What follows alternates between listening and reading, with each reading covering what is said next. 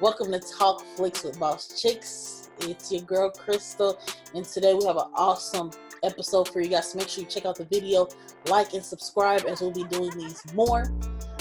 This particular episode, we're going to be politicking it up a little bit, talking about some politics, talking about some social issues. So make sure you check it out.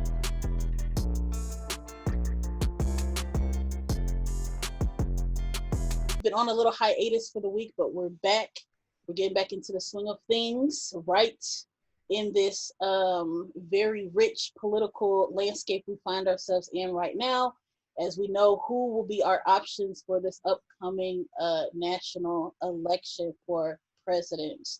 So today we'll be talking to a very fresh panel, people we haven't had on the show before.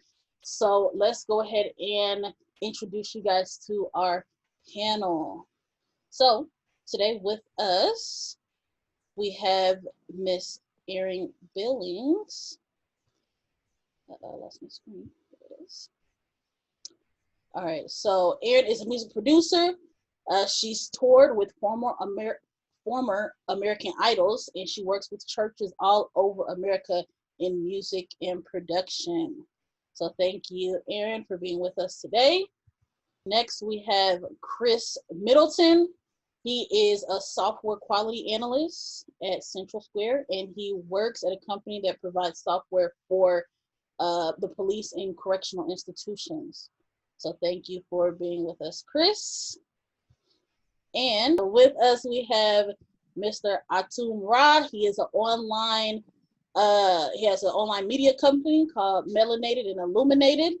He is director of broadcast for Direction One, and he does community outreach with the Blacklist Association, and he is also the CEO of Dark Light Media, and his probably most renowned job title, the habitual line stepper. Yay.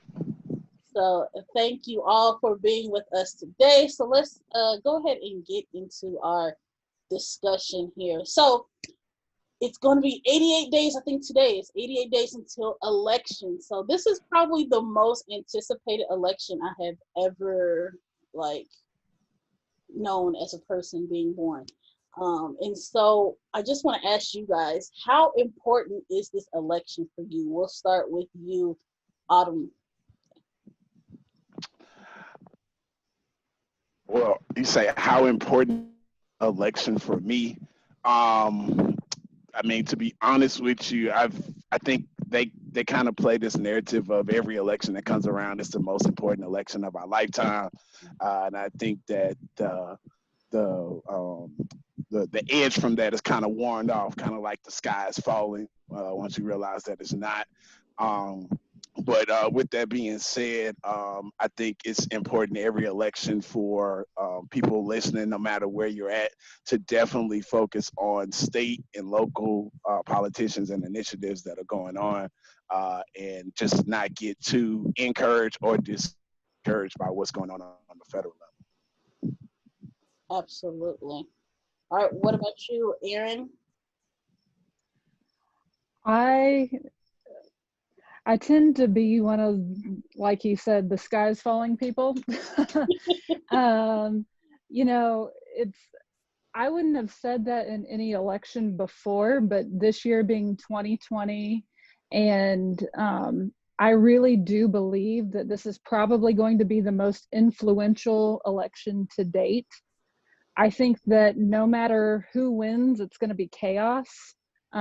Given the past couple of months with the protests and the riots, I think that if Trump wins, people are going to riot and protest, probably worse than what we've already seen. If Biden wins, you're probably going to see AR-15s on the National Mall. So I think with this already having been a very tense year climate-wise, I think that just breeds contempt, and there's just no telling what I think could happen. That's why I think it is so, like, this is a critical election with it being a pandemic and all that stuff. Absolutely. We're going to talk about that pandemic today as well.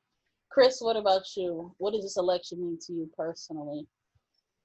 Um, for me, it represents, first of all, a return to competency. Um, we've seen the particular president appoint the least competent people that he could find for just about every position. So just to return to a normal functioning government is going to be a big thing for me, as well as a return to a leader that has some sort of moral center. So I think, you know what I think? I think if Trump loses, people will be, I think they'll miss the drama. I think, like, as humans, we get so accustomed to drama and stuff just being kind of crazy that when it's actually peace and like a little bit more, like you said, competency, I guess, in this realm where we're kind of like, okay, I can trust this person to do the job without having to kind of always be like watching the news, that it'll almost be like people will miss it. Like I've seen people like that where it's like, if there's a period where, you know, there's not some craziness in the news, some press conference where Trump has said something or done something, they kind of get bored. So I've noticed that is something I'm like, Oh yeah. you know, people may actually not even like it, you know? Oh I don't yeah. know. They love America, the reality show. Yes, that's what it is. It's like when a reality show or your favorite show ends, or something that shows you're really into it ends, you're like, oh, like, what do I do now? I don't have Hey, anything to talk about or bash. It's too much. I try not to watch too much news just because it's so, you never really hear any good stories. And so sometimes I get to a point where I'm like, man, I don't think I can do any more bad news. And so I'll kind of go off Facebook. I'll go off of watching news for at least a week or so just to kind of mentally get myself back in order because it is mentally draining. I So, Aaron, you stopped kind watching. of talked about, I'm Oh, sorry, go ahead. I was going to say, I stopped watching the news back in April just for my own mental health. I read, I read the news. I read what I think that I can handle on a mental health like space, but it was giving me so much anxiety. I just, I couldn't do it anymore. I knew that I had to cut that out because the media, no matter what you listen to, it's so biased and it kills me. So I cut it out, and honestly, my headspace is so much more clear. I'm glad you mentioned that. So, you guys personally, is there a news organization or channel that you guys do feel is, I guess, less biased? Because I think I like C-SPAN for a lot of things, especially like political stuff, because it's like more unfiltered, less commentary. But do you guys have like any or news organizations that you particularly feel like, you know, if I do watch the news, that's what I like to watch? I like NPR. I like the Associated Press. I read a lot of Washington Post. Um, you know, I I try to also I like to I tend to find myself kind of in the middle of the road. So I read and watch Fox News as well as CNN, or MSNBC. Like I try to just be, I don't know, I try to just kind of see it from all angles. Yes, I think that's important. And I think that's something that is really part of the problem is that everyone is kind of really, really one-sided and they don't look to see what the other side absolutely. is saying at all. And I think that's I think part of the problem.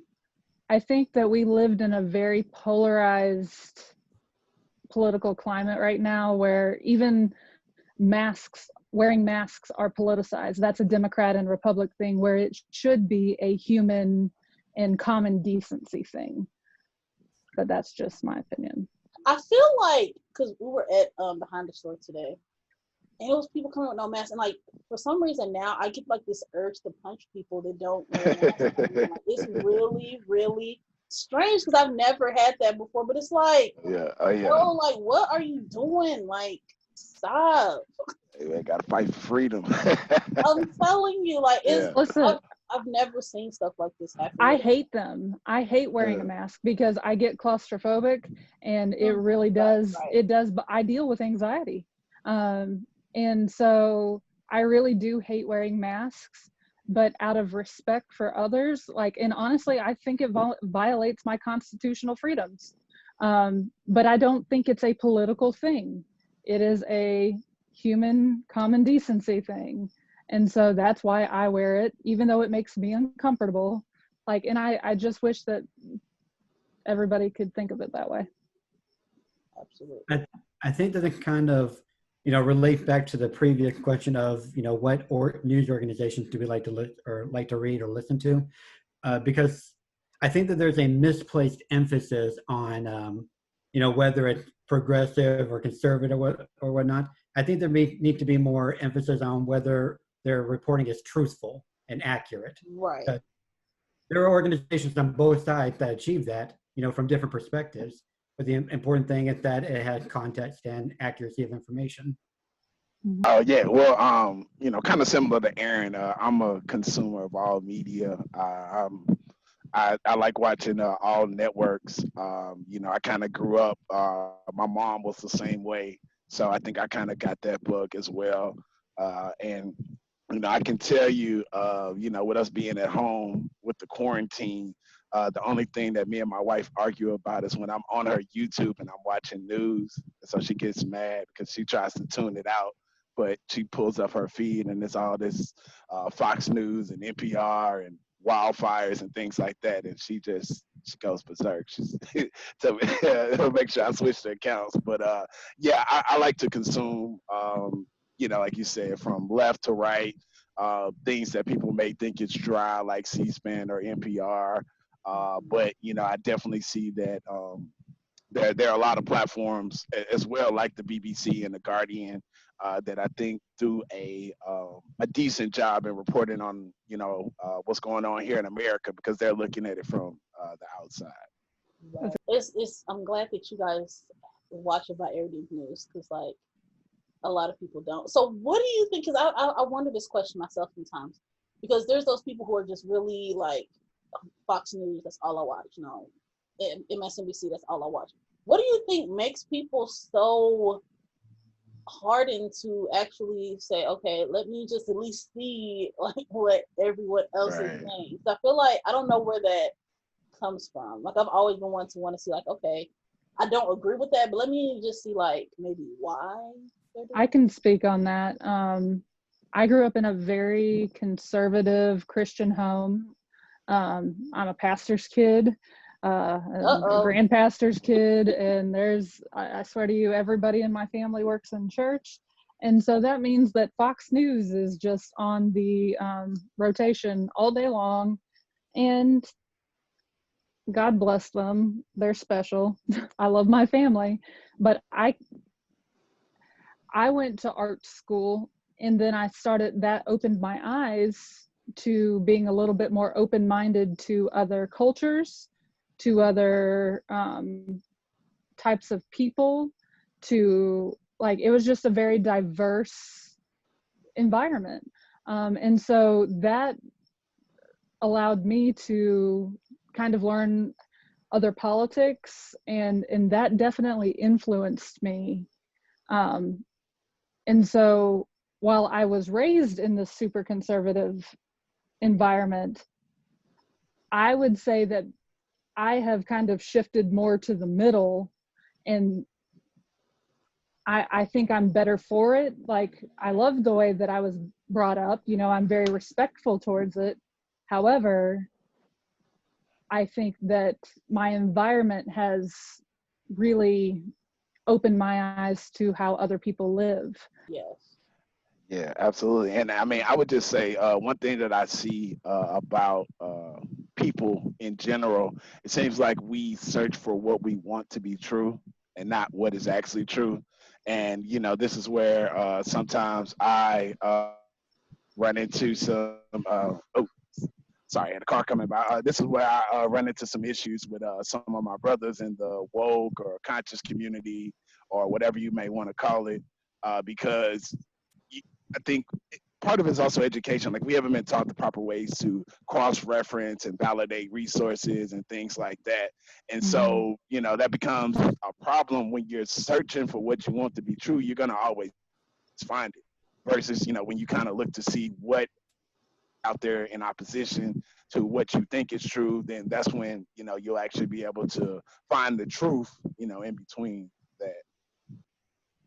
Um, Going back to the election, we kind of talked about this a little bit. What kind of effect do you think that COVID is going to have on the election this time, or this term? Do you think that it's something that will have a big impact, or will it be more minimal? We'll start with you, Chris. I think it's going to have a fairly big impact because it's affected the thing that conservative voters overwhelmingly care about the most, and that's the economy. In Kentucky, you're starting to see voters starting to get unhappy with Mitch McConnell because they need the same kind of recovery thing that he's blocking in Congress. And so I think that the economic impact of COVID is going to be a major contributor. Mm-hmm. Okay. Mr. Ra. Yeah, I would agree with some of those same reasons. For me, I believe that prior to the coronavirus, Trump was on his way to a reelection bid. I just had kind of felt in my heart from after watching the 2016 election that the Democratic National Party would find a way to blow it again and turn off a lot of their supporters that they needed. And so for pretty much the past 2 or 3 years, people have been calling me a Trump supporter, but, it wasn't really that I supported Trump. It was just more so my faith that the Democrats would blow it again. And then here we are again today. And so I do think that, like I said, prior to the Rona, the way that the quote unquote economy was looking, stock market, all that other stuff, it was looking good for him. But now that, things have kind of crashed and burned, and a lot of his clearly incompetence has been put on Front Street with the daily press briefings and everything else like that. I do think that that will impact the way that people feel about this election.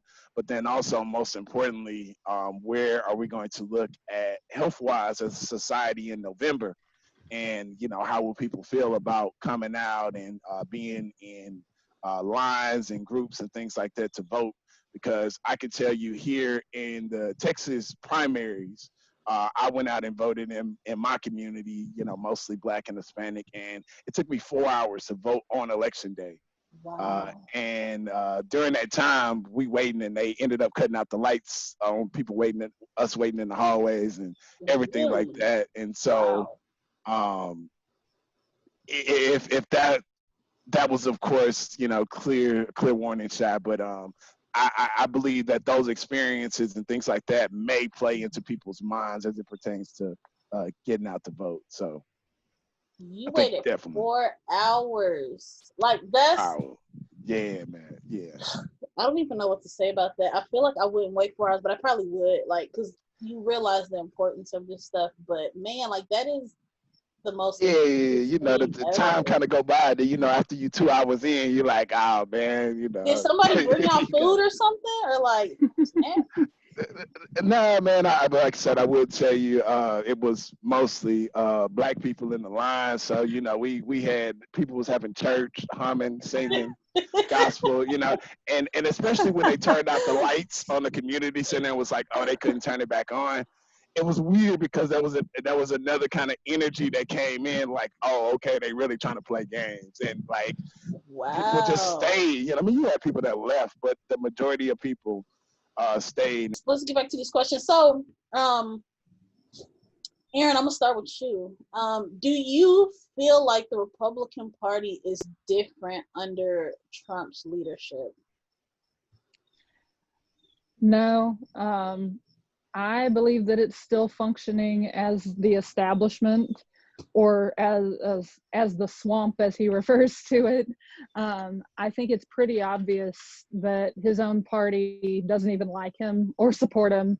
And I think that makes it rather hard to get congressional deals done. An example of that would be the second stimulus package that's currently in the works. Most GOP senators won't vote for more funding.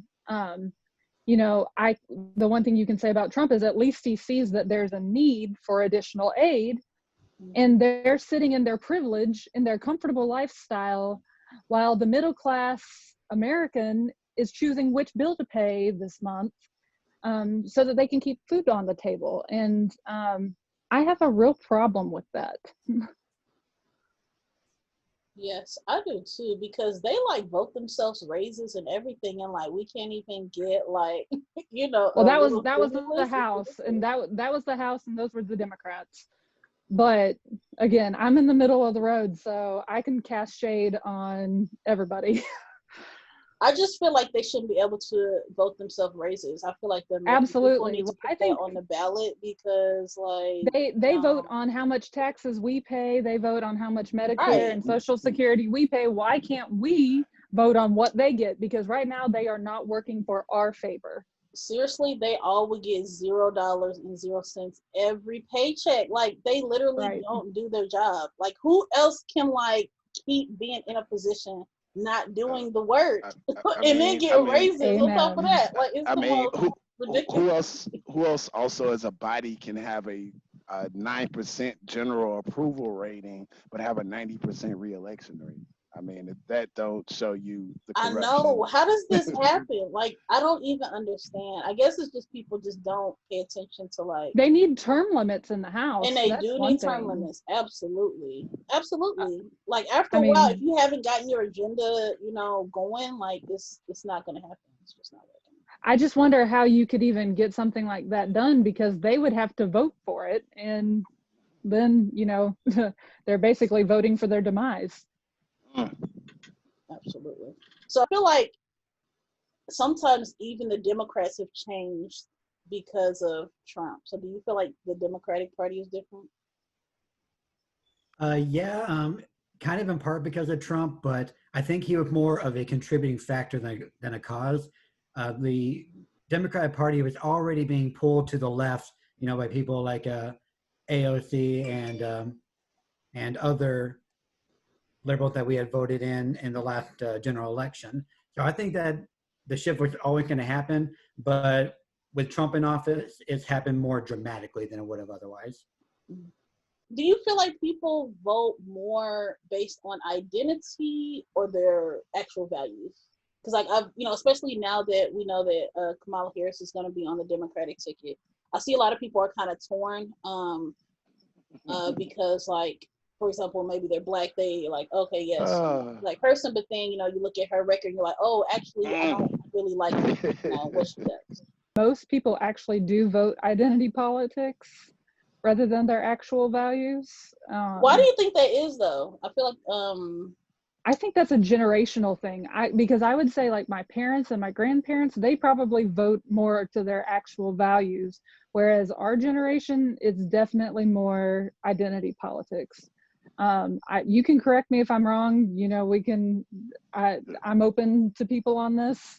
You can tell me. I don't care. You can tell me if I'm wrong. But that's just kind of where I lean on it. With the saying that Democrats fall in love and Republicans fall in line. I think that you know, I mean, I think Trump is a clear example of that. You know, that they would fall in line behind Trump versus, you know, have anything to do with the Democratic candidate Hillary Clinton. But I think a bigger issue that we have within our politics is the fact of that people can vote straight party tickets. I think a lot of people go into the booth and just vote straight yes, party I actually and walk hate out. that. I really And hate so I people think that do that. that's something that probably should be removed, because I think that that has more to do with the voting than just the identity. You know, like I said, you're either a Republican or a Democrat in most instances. Like I said, I'm down. I know other states are different, but, you know, I'm down here in Texas. There's no real independent, you know, that you could just say. So I know a lot of people that just vote straight party, no matter who the candidates are. So A lot of that is identity politics, because, well, I was, you know, as a child of a all Republican family, well, if I go in there without having done my research, well, I'm going to vote who my mama told me to vote for. You know what I'm saying? Absolutely. So do your research before you go into the booth. Right. And that allows you to be more open-minded to, it doesn't matter what party they're on, it's who's the best person for the job according to my actual beliefs. Absolutely. And I mean, Crystal, to your point, I mean, you know, they're telling us we should love Kamala, you know what I'm saying, just because, you know, she is the first, you know, African American woman. Well, I don't know how she had, but the first black woman, or, you know, to be, you know, picked for that position. And some people are looking at her. I'm not even gonna lie. I love the fact that she's just a ball buster. Like, I love that about Yeah, that she is. That she up, is. like, you know, call people out for their BS. So let me ask you, why do you think they didn't pick Elizabeth Warren, who I think may have been a better candidate? And Because she's white. I think it's because, again, going back to the ball buster thing, I feel like Trump is such a what's what I'm looking for? He's kind of like a difficult candidate to kind of deal with. Like, to me, first of all, Elizabeth Warren looked too much like Hillary. Like, I feel like people again go back to the identity thing. They're like, "Oh, it's another Hillary. She got that suit on. I hate it." You know. So I felt like just her look, she needed to change it up for it to even work.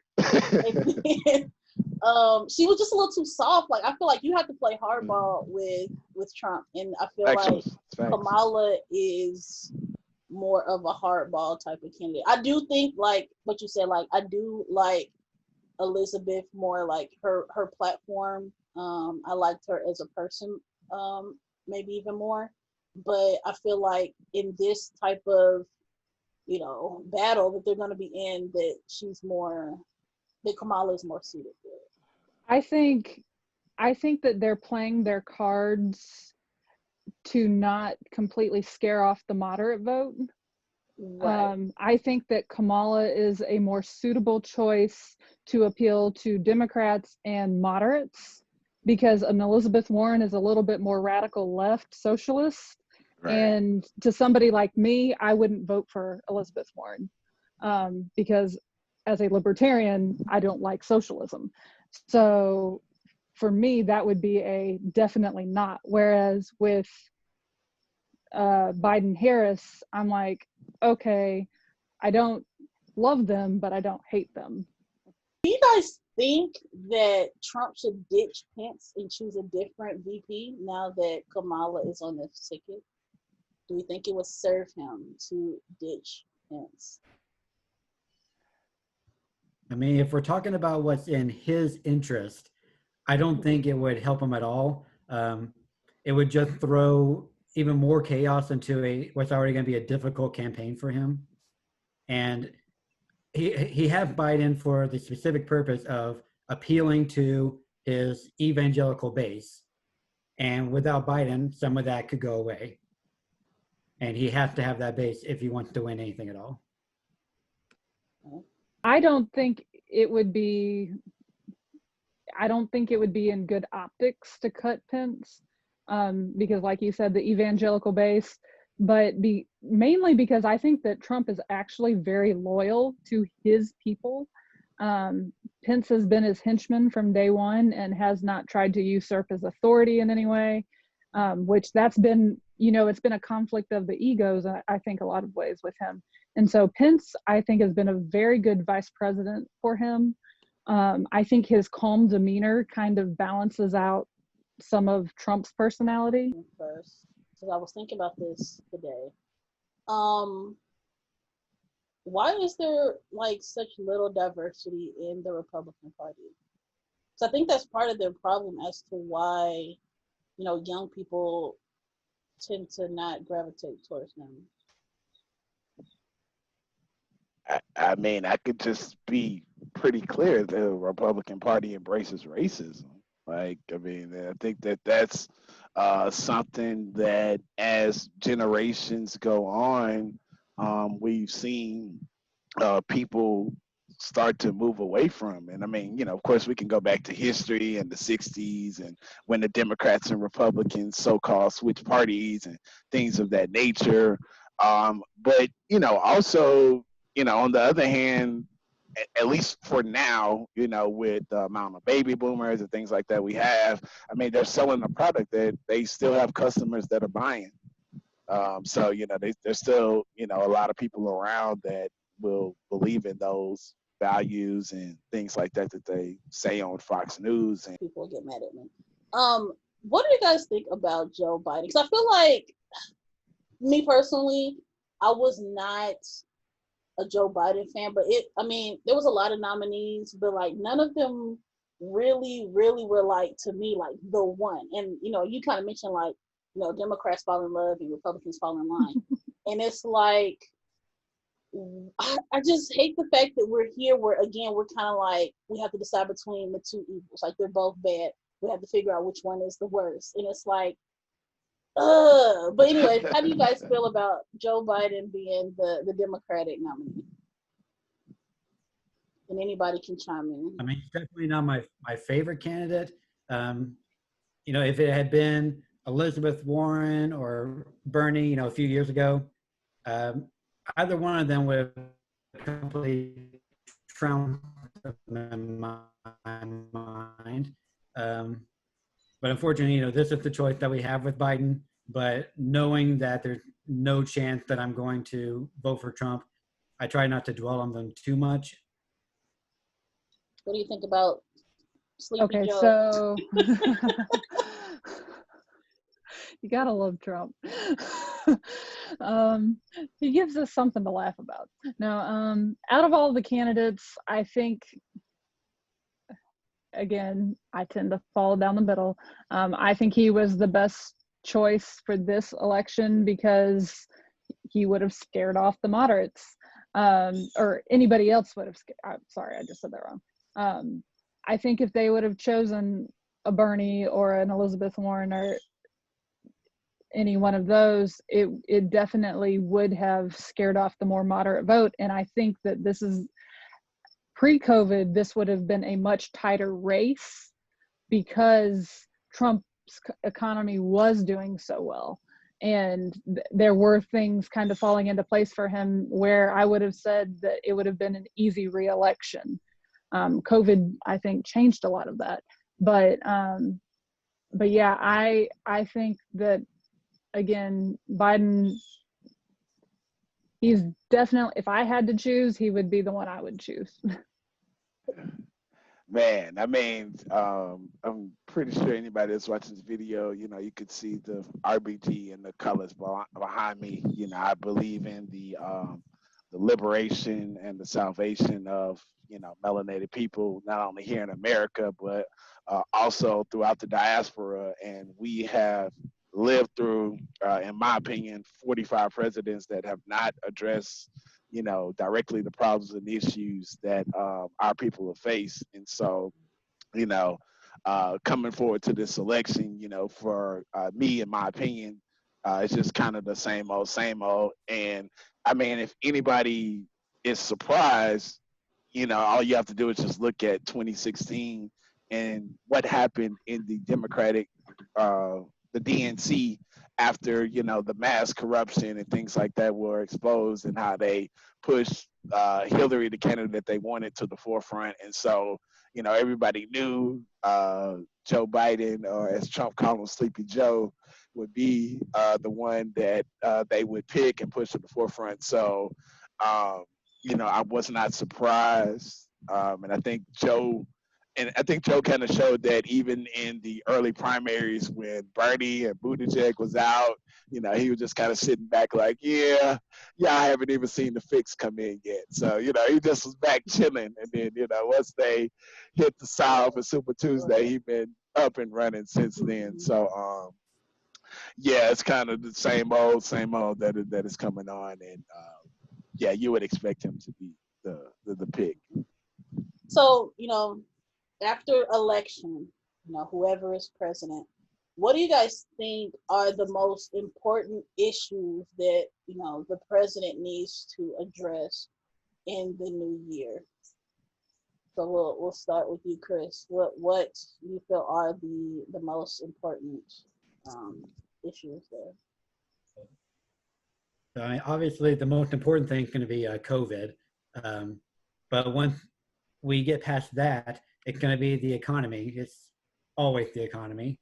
Um, of course, we're going to try to make progress on various social issues, but what most voters are going to end up caring about the most is getting their job back. So I think that that's going to be something he can have to put a lot of focus on. And it's funny, it's what you say that, because like I know it was an article I read that like 40% of the jobs that were lost were not coming back. So what do you think like we can do, I guess, to help these permanently displaced workers they're out of work right now? We have to support local entrepreneurs more than we ever have, because a lot of these people lost their businesses, which means that if we're going to have new businesses, there's going to be new startup costs. One group that has not suffered from the COVID epidemic have been the very richest of people like Jeff Bezos, who own Amazon, people that own Walmart.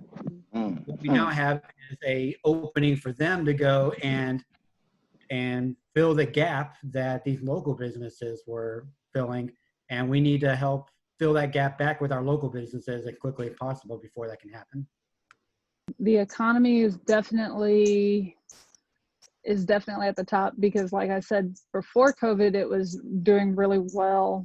After COVID, like you said, jobs are going to be an issue.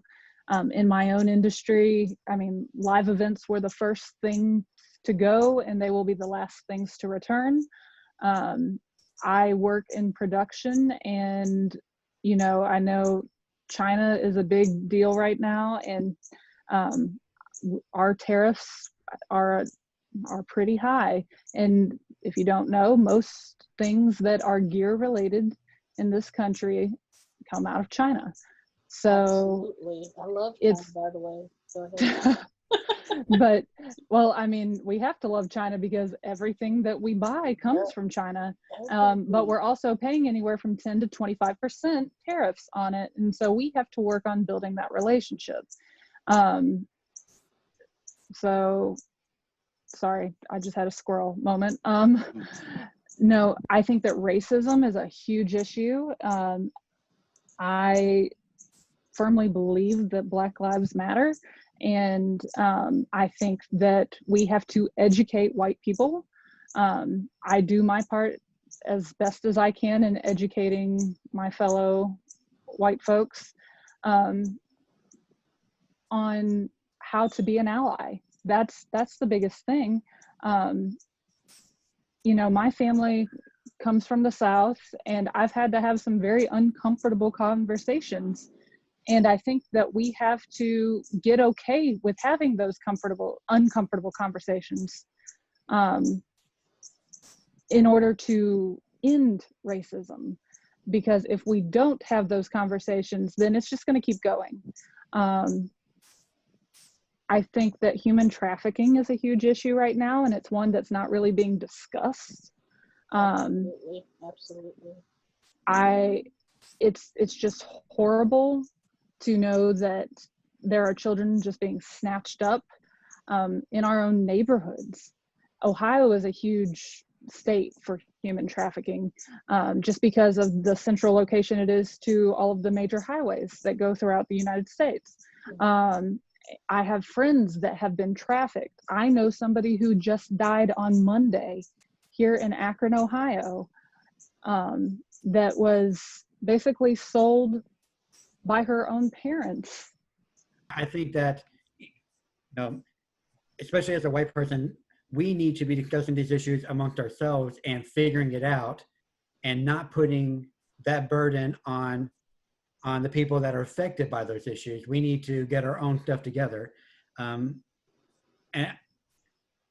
what I think that one thing that's been a little more effective for me, talking to some of my family members and whatnot, is that they associate all of the past racism of our country with a accusation of personal guilt. And I've found that it's been useful to try to separate those past offenses from their modern guilt that they should be feeling for various, racist policies that they've supported in the past, whether or not they realized they were. Mhm. But I think that it's easier to talk about them as for two different things, and then to kind of weld them into a narrative that kind of shows how we got here today and where we need to go from here. I don't know if that's effective for everyone, depending on where they are, but for the conservative people I've been talking to, that seems to be a better way to get through to them. Right, man, absolutely, man. And just to throw in there, like I would agree with what Chris said. Definitely, we have to look to see where what we need to do in order to get the quote unquote economy back in the track. I definitely think that there are jobs and positions out there. We just have to look as a society to see what can we do to educate people to make them qualified for the jobs that are available and are out there. I would definitely agree with the point that Aaron made. I live down in Houston, Texas. It is one of the biggest sex trafficking hubs in the United States, with us being a major city and such proximity to the border. And so the point that she brought up about our young girls and our young women, as a father of three daughters, I definitely would agree with that. That is something that we need to address and put on the forefront as a society, and that is something that we as men, often as a so-called woke black man or whatever, we talk about black and white relations and things like that. But as a man, those are definitely talks that we need to have about different actions, consciously and subconsciously, that we do that affect our women on all levels. But one of the most important points, in my opinion, that they both hit on was that the fact of that the next president will definitely have to address the social issues that we have as far as it pertains to racism, not only in the society, but also as it pertains to policing various communities. America is currently sitting, and it's been sitting on a powder keg that it's just waiting to explode.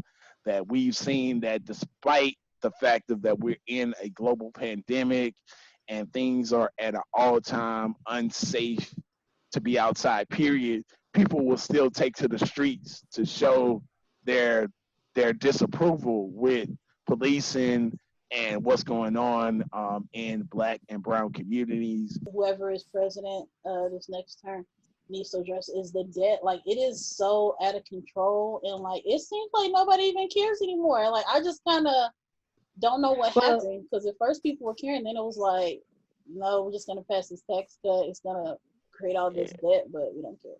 Well, I know that he's trying to find, because there's been a standstill on the second stimulus package, he's trying to find other money that's been approved in the budget to go towards unemployment, the eviction moratorium, all of the like other issues that are in that package. However, there are 20 Republicans that have said that they will not sign another deal with more money. So that means no additional benefit for unemployment. And I know a lot of people that are unemployment, and the very little funds that they get from the state is not enough to live on. It is not enough to pay your bills, especially if you had a family. I think we need to address the waste that happens, because like it's a lot of waste that goes on in the government, and like honestly, if they were to really like get a handle on that, like that would cut the debt down significantly. Like it's a lot, like in so many different areas. So I mean, they only seem to care about the debt when it comes to, safety social nets or funding small businesses in our communities. The deficit goes up under every Republican administration, and then when Democrats run, they start complaining about it again. But we're going to have that flow of money into our small businesses and into, the hands of people that can't work right now, just to keep them afloat. And when everything reopens, we're going to need to also pump more resources in so that our small businesses can recuperate and in some cases restart altogether. You know what gets on my nerves though is that like the whole thing where they were like, no, we don't want people getting more money on unemployment than if they were working, and people sitting on the couch and all that stuff. And it's like, okay, but y'all like literally congressmen, like y'all don't do your job. Like who are you? That's like the pot calling the kettle black. Like you don't even do your job. Like don't tell nobody that has paid taxes that they don't need this money. And I just feel like it most times, because like I think they've done a study where they were saying like the economy hasn't like completely gone down because people are still buying stuff, and they're buying stuff probably because they do have that extra whatever that amount was, $600 or something, and they probably were using it to buy things, which was helping the overall economy. So I think people need to kind of look beyond whatever that is when you're worried about other people sitting on a couch. Like it's just so stupid. But last question, I think we kind of addressed it a little bit, but is China an ally or an adversary? Ally or an adversary? What do we think? Nobody wants to tackle it because we all love China. I knew it. They're an adversary all the way. I mean, their goal is to become the only superpower in the world. They want to basically supplant us. They don't merely want to match us. They want to surpass us. And in some ways, they are a similar adversary to that of what Russia is. They are both attacking us constantly on the digital level. Both of them are going to be attempting to interfere with the coming election. Russia is going to be trying to tilt it for Trump, and China is going to be trying to tilt it for Biden. But this is what Bob Mueller warned us about several months ago, is that these other adversaries are our adversaries, and China is definitely one of them. All right, thank you all for joining the show. I appreciate it. I'll let you guys know when it airs on my YouTube channel. But it's been a great discussion, so thank y'all very much. We'll probably have you guys back on, especially after election, see what happens.